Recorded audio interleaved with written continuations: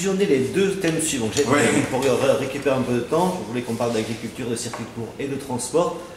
On va mettre ça sous une même bannière, la transition écologique, parce qu'au final, de mémoire, 83-86% des Bigourdans ont besoin de leur voiture au quotidien pour travailler, pour aller amener les enfants à l'école, au club de rugby, ou bien pour aller à l'hôpital, parce qu'il est quand même toujours excentré quand on habite très loin, que ce soit dans les coteaux, le Val d'Adour ou la montagne. On a aussi, et Claveroy ici est un symbole, beaucoup de petits producteurs qui sont là, face à des grosses structures qui, ou encore le glyphosate, je vois là vous, parce que c'est aussi un des sujets polémiques du dernier mandat. Qu'est-ce qu'on fait pour préserver nos territoires, pour préserver la proximité de notre monde rural aussi, parce que les habitants à la campagne, c'est aussi les Hautes-Pyrénées qui continuent à vivre. Tout cela en préservant l'environnement, en essayant de changer de modèle économique. On va commencer par Jérôme Cramp. Donc, concernant l'agriculture et les circuits courts, effectivement, aujourd'hui, c'est une activité qui représente environ 16% de la distribution de la production. Les circuits courts qui ont besoin d'être accompagnés dans leur développement, puisqu'ils demandent des moyens, notamment en matière de marketing, en matière de transformation, de conditionnement. Et saluer ici le travail qui est mis en œuvre, et je citerai un exemple sur notre territoire, la coopérative des Gaves sur Lourdes, qui est victime de son succès et qui aujourd'hui a besoin de pouvoir s'étendre. Et je pense qu'il est indispensable de même que les collectivités locales, et en particulier je pense que le département qui pourrait reprendre ça, puissent intégrer le capital coopératif ou sous forme de société coopérative de ce type de structure pour permettre aux agriculteurs et aux producteurs qui veulent travailler par circuit court d'avoir à leur disposition ces outils de transformation et de distribution qui sont aujourd'hui difficiles à supporter pour un seul producteur et qui doivent fonctionner de façon coopérative mais également avec l'appui des collectivités. Je précise juste deux choses. Il y a un exemple à Maubourguet avec le département qui a créé une légumerie qui permet aussi aux petits producteurs de fournir les cantines. Et puis également les emplettes fermières qui dans l'autre Pyrénées, c'est pas le cas partout, mais qui dans l'autre Pyrénées marchent bien. Tout à fait. Voilà, tout à fait. C'est pour ça que je parlais du département, puisque voilà, l'initiative Happy Saveur en est un exemple, et la légumerie de Maubourguet. Donc je pense que là, il faut aller plus loin et continuer à accompagner cette filière de circuit court, accompagner le monde agricole qui est en difficulté dans notre département comme sur le niveau national, notamment avec une reprise d'exploitation qui est de plus en plus difficile, un accès au foncier qui est difficile, un métier qui manque d'attractivité, notamment par la non-maîtrise des revenus, on va dire, puisque malgré les lois Egalim 1 et 2, aujourd'hui, les producteurs sont tributaires du marché, souvent fixé par la grande distribution. Et je pense qu'il a lieu là aussi de revoir un petit peu cette loi, faire en sorte que les contrats tripartites qui seront signés à l'avenir soient signés sur du long terme, prennent en compte également l'évolution des coûts de production et pas uniquement les matières premières, et que les agriculteurs, comme un bon nombre d'actifs, puissent bénéficier d'une visibilité en termes de revenus et puissent donc, je dirais, vivre dignement de leurs moyens. Concernant les transports et la transition énergétique, effectivement, nous sommes aujourd'hui un petit peu à la croisée des chemins. Il y a lieu de prendre, je dis, les bonnes décisions et des décisions qui doivent s'appliquer aux spécificités de notre territoire. Alors, vous savez qu'aujourd'hui, l'autorité organisatrice de la mobilité, c'est la région. Je pense qu'il est indispensable que les régions renouent avec les départements des contrats opérationnels pour que les mobilités soient adaptées à nos spécificités. Lorsqu'on raisonne Haute-Pyrénées, effectivement, un territoire rural où la voiture est indispensable, où les transports en commun ont besoin, à mon avis, de s'adapter, notamment sur le gabarit de véhicules, l'énergie consommée, la fréquence des rotations, également prendre en compte la particularité du tourisme et le transport des touristes sur nos sites naturels, et je pense notamment à nos vallées, les sites naturels qui font la richesse des Hautes-Pyrénées, et imaginer demain des navettes propres qui permettront d'acheminer les touristes sur nos vallées, ne pas partir sur des options avec des péages situés en bas des vallées comme on a entendu ici et là, et qui à mon goût sont de l'écologie punitive et qui est contre-productive, mais plutôt proposer des systèmes vertueux de transport, de tourisme, mais également de transport bien sûr des citoyens aux Pyrénées, avec des moyens adaptés, peut-être passer sur des formats de bus plus petits, mais on a aujourd'hui une véritable adaptabilité à faire sur notre territoire. La mobilité sur les métropoles, la mobilité dans les Pyrénées, c'est pas la même chose, et je pense qu'il est là important qu'on revienne sur une gouvernance aussi opérationnelle au plus près du territoire et donc au niveau départemental concernant les transports. Grégory Corne, même question. Pourquoi est-ce qu'il est plus facile de faire Tarbes-Paris en avion que Tarbes-Bayonne en train, voire même par Tarbes-Pau parfois? Oui, c'est une très bonne question. C'est la conséquence des choix politiques qui ont été ceux des derniers quinquennats, des derniers gouvernements. Mais en fait, pour prendre un peu de recul sur cette question des transports et de l'agriculture, on est ici sur un débat qui dépasse largement évidemment les Hautes-Pyrénées, puisqu'il s'agit du réchauffement climatique. En fait, quand on voit les leviers qu'on peut manœuvrer pour essayer d'améliorer un petit peu la situation, effectivement, on a la question des transports, on a la question agricole qui sont vraiment primordiales. Le GIEC nous donne 3 ans. Il nous donne 3 ans pour agir, pour éviter de passer à un seuil juste au-dessus, là, qui nous menace et qui va entraîner des catastrophes qu'on commence déjà à voir d'ailleurs. Donc il va falloir agir et agir d'une manière absolument radicale. Bon. Là encore, je suis désolé, mais si on fait le bilan des 5 dernières années, c'est l'absence totale de planification sur la question des transports. C'était même à l'inverse de tout ce qu'on pouvait imaginer de vertueux, puisqu'on a assisté à une privatisation et un démantèlement du réseau ferré, à des fermetures de lignes multiples. Pour moi, le symbole finalement de la politique de transport d'Emmanuel Macron, c'est le fameux bus Macron, hein, c'est-à-dire ce qui pollue le plus et finalement qui est le moins efficient d'un point de vue écologique. Donc nous, c'est tout le contraire qu'on veut mettre en place, c'est-à-dire limiter le transport routier partout où ce sera possible, limiter également, et ça il faut le dire, je pense que c'est un discours de vérité qu'on doit tenir dès maintenant, et y compris ici dans les Hautes-Pyrénées, où on sait l'importance que ça va être aussi à terme limiter, canaliser le trafic aérien.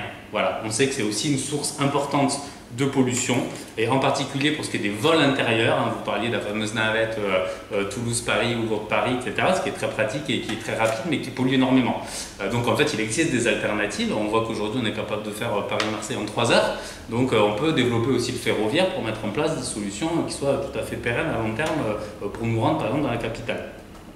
C'est aussi, alors en complémentarité avec d'autres modes évidemment de transport, on pense au développement du vélo, mais alors d'une manière vraiment volontariste, hein, on pourrait aménager de véritables infrastructures. En vélo, c'est une petite route quand même. Alors, c'est-à-dire qu'en fait, on peut, évidemment, il y aura toujours besoin, de toute façon, moi je dis pas on va supprimer la voiture, hein, c'est pas du tout mon discours. Voilà. Et d'ailleurs, quand je parle du blocage des prix sur le gasoil, sur l'essence, ça montre bien que j'ai conscience de cette nécessité. Mais l'idée, c'est ça d'aménagement du territoire à terme. Comment on va aller vers moins de voitures, sachant qu'ici à la campagne, on ne pourra jamais tout à fait s'en passer, on est d'accord là-dessus, enfin, du moins dans les années à venir. Donc pour ce qui est du ferroviaire, alors nous, plus qu'une relocalisation des responsabilités, ce qu'on propose c'est la création d'un pôle public de transport et de la mobilité qui sera articulé autour de la SNCF, réunifié et qui serait 100% public. Voilà, et ce, afin d'assurer une égalité de services et d'accès sur l'ensemble du territoire, encore une fois, une exigence républicaine, tout simplement. Tout le monde doit avoir accès à un transport qui corresponde à ses besoins. Bon, ça, c'était pour la partie transport. Sur la partie agricole également, il faut un changement radical dans nos pratiques, et il faut le dire, parce que le dire, c'est aussi, servir un discours de vérité qui va anticiper de toute façon un changement qui arrive. Donc il ne faut pas rester là sur des mesures court-termistes, mais vraiment mettre en place dès maintenant un autre modèle de développement qui soit totalement différent. Nous, ce qu'on propose, hein, c'est une grande règle qui est ce qu'on appelle une règle symbolique, qui est la règle verte, c'est-à-dire ne pas prélever, s'assurer pour chaque choix politique que, on ne prélève pas sur la nature plus qu'elle est capable de reconstituer. C'est ça l'impératif en fait qu'il faut tenir. Même avec un risque, c'est que la France soit exemplaire et qu'autour de nous, même aux portes de chez nous, je pense à l'Espagne notamment, on se fout un peu de cette règle et que du coup on consomme de fait plus de produits espagnols que français. Ah, mais alors ça, on a évidemment anticipé ce fait-là et c'est pourquoi on prône une forme de protectionnisme qu'on assume, hein, mais qui soit un protectionnisme écologique, c'est-à-dire basé sur un mieux-disant justement écologique. Bon. Pour finalement mettre en place cette autre agriculture avec plus une agriculture, on va dire, autour des petites parcelles, autour de la polyculture, autour de la préservation de la biodiversité, on entend œuvrer pour une refonte, une réorientation de la PAC, hein, donc la politique agricole commune, pour essayer d'engager une sortie du système actuel qui favorise, on va dire, plutôt les grandes surfaces, ou au contraire, il faudrait encourager plutôt les petites exploitations qui sont très gourmandes en main-d'œuvre et qui en plus permettraient de créer énormément d'emplois. Dans les différents chiffrages qu'on a fait, on a vu qu'on devrait créer jusqu'à 300 000 emplois agricoles en France, qui seraient des emplois qui seraient correctement rémunérés. De la même manière, on parlait du mal-être, du malaise chez nos agriculteurs. Donc là aussi, surtout garantir, effectivement, ça avait été effectivement proposé aussi, des prix rémunérateurs aux producteurs par des prix planchers, hein, il ne faut pas que ce soit impacté sur le prix final chez le client et pour ça, très clairement, il faudra réduire les marges de la distribution et on le dit en totale transparence. Voilà. Sur le glyphosate, On est pour l'arrêt immédiat du glyphosate qui est classé probablement cancérigène. Et là, ça avait été un engagement à un moment donné, si je me souviens bien, du gouvernement. Puis finalement, ils sont revenus là-dessus. Et puis il y aurait tant à dire effectivement sur l'utilisation des circuits courts, mais là on converge complètement, ou sur la gestion qu'on doit avoir de l'eau qui doit être beaucoup plus parcimonieuse, avec des usages en particulier d'irrigation qu'il faut remettre en cause parce que ça pose des problèmes, et ce même à très court terme, avec les sécheresses successives auxquelles on assiste depuis plusieurs années. Voilà. Et toutes ces mesures, je finis juste là-dessus, pour dire qu'elles sont bonnes pour tout le monde, elles sont bonnes pour les consommateurs, elles sont bonnes aussi pour les agriculteurs. Parce que d'abord, ça va redynamiser le secteur agricole, ça va le recentrer sur les bonnes productions, les productions qui sont vertueuses et qui en même temps préservent l'environnement et donc permettent de voir aussi à long terme. Pour faire une transition au Mornay, est-ce que de manger sain avec des produits sains, locaux, ça évite aussi des problèmes de santé, donc du coup d'encombrer l'hôpital à terme? Oui, absolument, tout est lié. En tout cas, on partage, je pense, tous les trois l'idée d'une planification écologique. Ça, c'est très clair, et à marche rapide. Simplement, je me permets, je pense que sans le nucléaire, je ne pense pas qu'on va tenir notre délai. Or là, j'ai cru comprendre qu'il y avait des débats internes chez vous sur cette question. Et puis, le protectionnisme, à quelle échelle on le fait? Est-ce qu'on le fait à l'échelle de la France ou à l'échelle de l'Europe? Nous, on prône pour une taxe carbone aux frontières de l'Union européenne. On est crédible quand on dit ça parce que le gouvernement français a su mener à bien cette négociation pour la taxation des grands géants du numérique. Sur la planification écologique, les deux priorité absolue, c'est le logement et le transport. Sur le logement, on est assez aligné, 700 000 logements par an à rénover. On a un bilan aussi qui est positif là-dessus, avec ma prime rénov qui a été un franc succès, les investissements dans les bâtiments publics qui étaient certainement des passoires thermiques.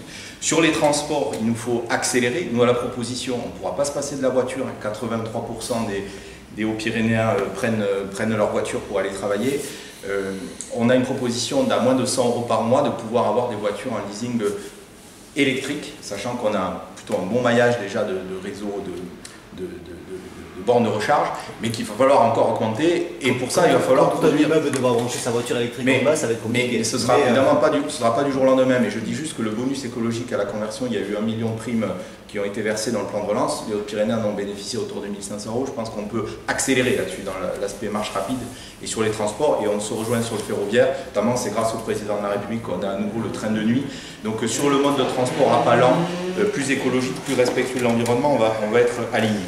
Sur l'agriculture, 3 enjeux, la souveraineté alimentaire, le revenu des agriculteurs et les circuits courts. Sur la souveraineté alimentaire, on a un sujet d'indépendance. Ça, c'est la grande conquête que nous avons réussi à faire pour le défi qu'ont relevé nos agriculteurs depuis la guerre, nourrir la population. Ça a été grâce à la chimie, grâce à la mécanisation. Et la France doit garder son rôle nourricier. Aujourd'hui, changement climatique, on est tous d'accord, moins 40% du débit de nos rivières en 2050 et un changement climatique qui va 2 fois plus vite en montagne complète. Donc il y a bien urgence là-dessus.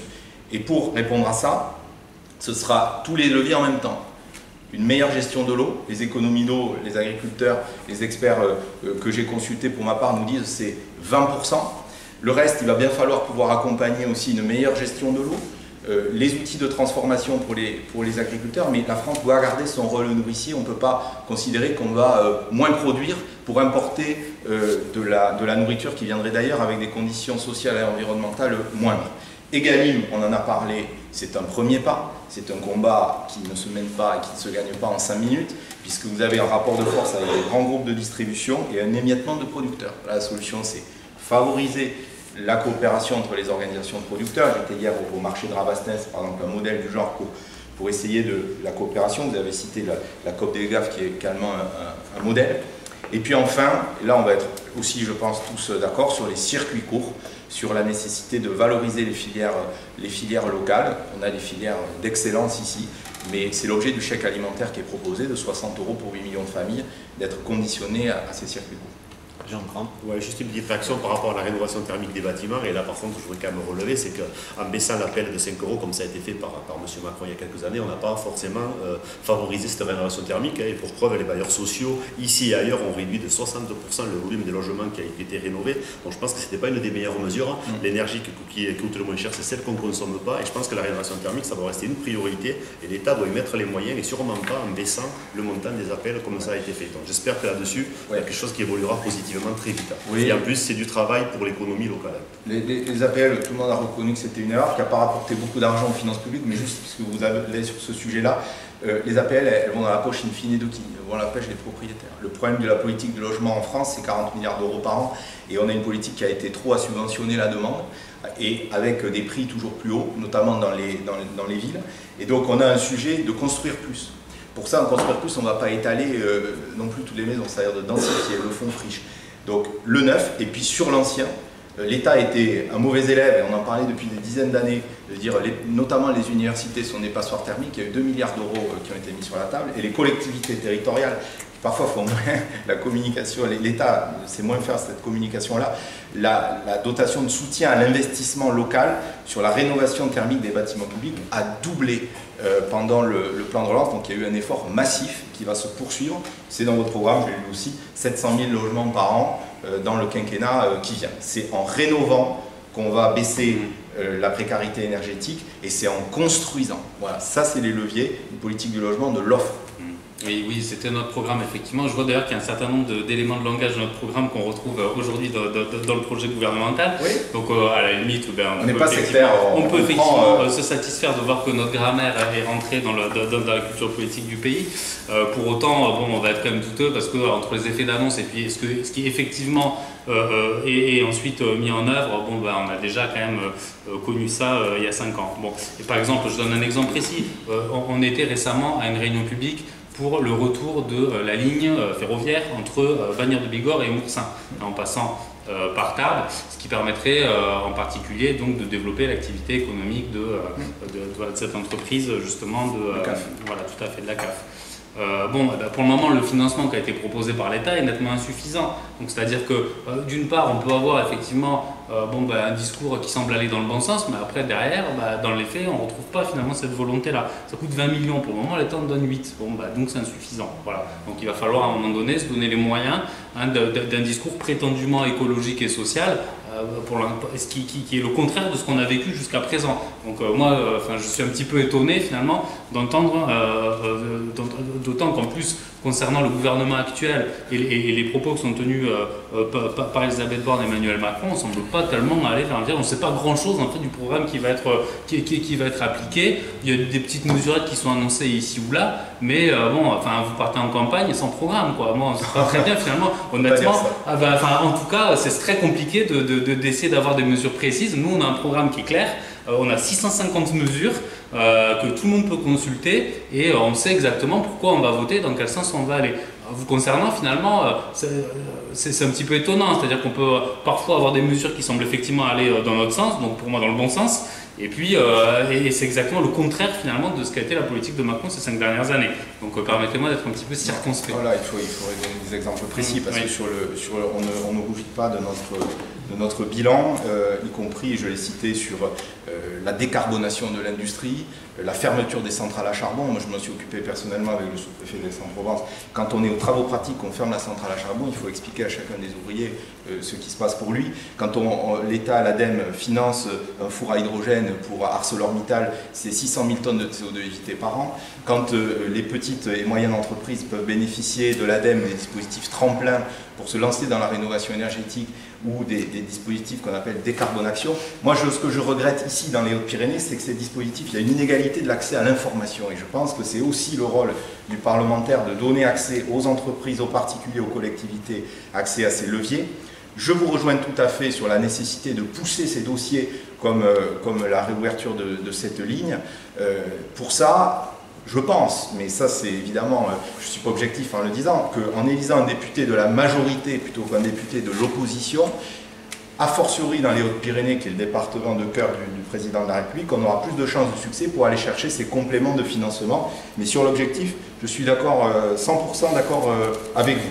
Mais si vous voulez qu'on continue sur le débat, il faudrait quand même que vous me répondiez sur le nucléaire, parce que ça quand même, ça c'est une vraie question au sein de la NUPES. Sachant qu'on approche de l'heure de débat. Ah bon, d'accord. Sur la NUPES, entre M. Bayou et M. Roussel, comment vous allez vous en sortir? Alors, juste Jérôme Cramp, et après, en quelques secondes, la la réponse. Une réaction rapide pour parler des oublis du précédent quinquennat, hein, sans vouloir faire le procès du gouvernement précédent. C'est moi quelque chose qui me tient à cœur, c'est le grand âge et l'autonomie. C'était une des annonces du président Macron en 2017.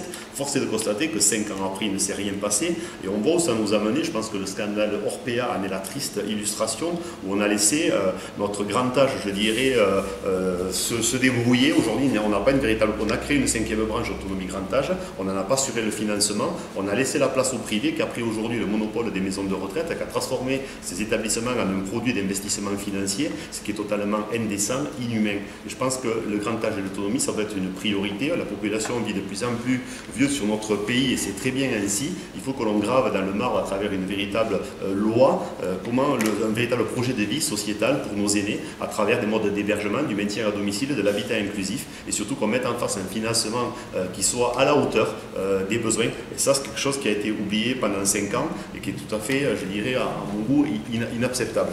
Voilà. C'est le problème de laisser au privé des missions de service public.